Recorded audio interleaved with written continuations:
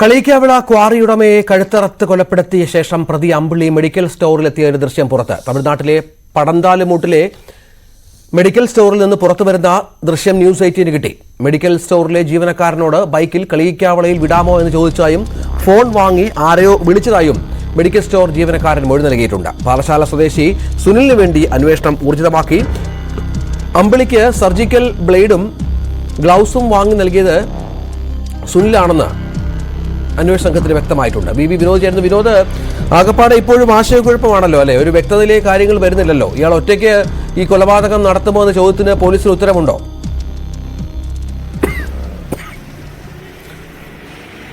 അറിഞ്ഞിട്ട് ഈ കേസിൽ അമ്പിളിയുടെ പങ്ക് ഏറ്റവും കൂടുതൽ സ്ഥിരീകരിക്കുന്ന ദൃശ്യങ്ങളാണ് പുറത്തു വന്നിട്ടുള്ളത്. അമ്പിളി ഈ കൊലപാതകത്തിന് ശേഷം സമീപത്തെ ഒരു മെഡിക്കൽ സ്റ്റോറിലേക്ക് പോവുകയും അവിടെ ടാക്സിയോ ഓട്ടോയോ ലഭിക്കുമോ എന്ന കാര്യം അവിടെ ഉണ്ടായിരുന്ന ജീവനക്കാരനോട് ചോദിക്കുകയും ചെയ്തു. അതിനുശേഷം അങ്ങനെ ആ സർവീസ് കിട്ടില്ല എന്ന് അറിഞ്ഞതോടുകൂടി ജീവനക്കാരനോട് തന്നെ ബൈക്കിൽ കളിയിക്കാവിളയിലേക്ക് വിടാമോ എന്ന് ചോദിക്കുന്നു. അതും സാധ്യമല്ലെന്ന് പറഞ്ഞതോടുകൂടി അമ്പിളി അവിടെ നിന്ന് പോവുകയാണ്. നടന്നോ മറ്റേതെങ്കിലും വാഹനത്തിലോ അമ്പിളി കളിയിക്കാവിള എത്തുകയും പിന്നീട് മലയത്തേക്ക്, തിരുവനന്തപുരം മലയത്തേക്ക് എത്തുകയും ചെയ്യുന്നു. മലയത്ത് നിന്നാണ് അമ്പിളിയെ പിടികൂടുന്നത്. ഈ കടയിൽ നിന്ന് പോകുന്നതിന് മുമ്പ് തന്നെ അവിടുത്തെ ജീവനക്കാരൻ്റെ ഫോണിൽ നിന്ന് അമ്പിളി ആരെയോ വിളിക്കുന്നുണ്ട്. ആ കാര്യം ഈ മൊഴിയായി ജീവനക്കാരൻ നൽകിയിട്ടുണ്ട്. ചോദ്യം ചെയ്യലിൽ അമ്പിളിയും അത് സംബന്ധിച്ചു. അവിടെ നിന്നാണ് ഈ പാറശാല സ്വദേശിയായ സുനിലിനെയാണ് വിളിച്ചത്. സുനിലുമായി ബന്ധപ്പെട്ട് ഈ കേസിൻ്റെ അന്വേഷണം ഇപ്പോൾ നീളുകയാണ്. സുനിലാണ് അമ്പിളിക്ക് കത്തി നൽകിയത്. അതായത് ദീപുവിനെ കൊലപ്പെടുത്തിയ കത്തി, ആ ബ്ലേഡ്, 2 ആയുധങ്ങൾ ഉപയോഗിച്ചിട്ടുണ്ട്, കത്തിയും ഒരു ബ്ലേഡും. ഇത് നൽകിയത് സുനിലാണ്. അതോടൊപ്പം തന്നെ അമ്പിളിക്ക് ധരിക്കാൻ ആവശ്യമായ ആ കോട്ടും അങ്ങനെയുള്ള വസ്ത്രങ്ങളുമൊക്കെയും നൽകിയത് സുനിലാണ്.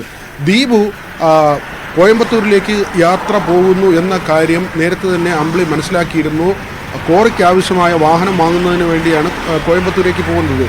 നേരത്തെ തന്നെ ദീപുവും അമ്പിളിയും തമ്മിൽ പരിചയമുണ്ടായിരുന്നു. പക്ഷേ എങ്ങനെയാണ് അമ്പിളി ഈ വാഹനത്തിലെത്തിയത് എന്നത് സംബന്ധിച്ച് ഇതുവരെയും വ്യക്തതയില്ല. ദീപു വിളിച്ചിട്ടാണോ അമ്പിളി ഈ വാഹനത്തിൽ കയറിയത്, അല്ലെങ്കിൽ തന്ത്രപരമായി ഏതെങ്കിലും കാര്യം പറഞ്ഞ് വാഹനത്തിനുള്ളിൽ പ്രവേശിക്കുകയായിരുന്നു? ഈ കാര്യങ്ങളെല്ലാം തന്നെ പരിശോധിക്കേണ്ടതുണ്ട്. മാത്രവുമല്ല, സുനിലും അമ്പിളിയും തമ്മിലുള്ള ബന്ധം. സുനിലിൻ്റെ 2 മെഡിക്കൽ സ്റ്റോറുകൾ സ്വന്തമായുണ്ട്. നമ്മൾ ഈ ദൃശ്യത്തിൽ കാണിക്കുന്ന മെഡിക്കൽ സ്റ്റോർ സുനിലിൻ്റേതല്ല. സുനിലിന് നെയ്യാറ്റിൻകര പാറശാല ഭാഗത്താണ് 2 മെഡിക്കൽ സ്റ്റോറുകൾ ഉള്ളത്. അവിടെ സുനിൽ കൃത്യമായി ഈ ആയുധം ഉൾപ്പെടെയുള്ള കാര്യങ്ങൾ അമ്പിളിയെ ഏൽപ്പിച്ചു കൊലപാതകം നടത്തുന്നതിന് വേണ്ടി. അമ്പിളിയും സുനിലും തമ്മിലാണ് ഗൂഢാലോചന നടത്തിയത്. ഇത് 10 ലക്ഷം രൂപ വാഹനത്തിലുണ്ടായിരുന്നത് തട്ടിയെടുക്കുന്നതിന് വേണ്ടിയാണോ എന്ന കാര്യം ഉൾപ്പെടെയാണ് പരിശോധിക്കേണ്ടത്. മറ്റൊരു കാര്യം, പടന്താലുമൂട്ടിലെ മെഡിക്കൽ സ്റ്റോറിൽ വാഹനം അന്വേഷിച്ച് കൊലപാതകത്തിന് ശേഷം അമ്പിളി എത്തുമ്പോൾ ചുമലിൽ ഒരു ബാഗുണ്ട്. അത് ദീപുവിൻ്റെ ബാഗാണ്. അതിലാണ് 10 ലക്ഷം രൂപ ഉണ്ടായിരുന്നത്. വാഹനത്തിൽ നിന്ന് കൊലപ്പെടുത്തിയ ശേഷം ഈ ബാഗുമായി അമ്പിളി കടക്കുകയായിരുന്നു എന്നാണ് മനസ്സിലാക്കുന്നത്.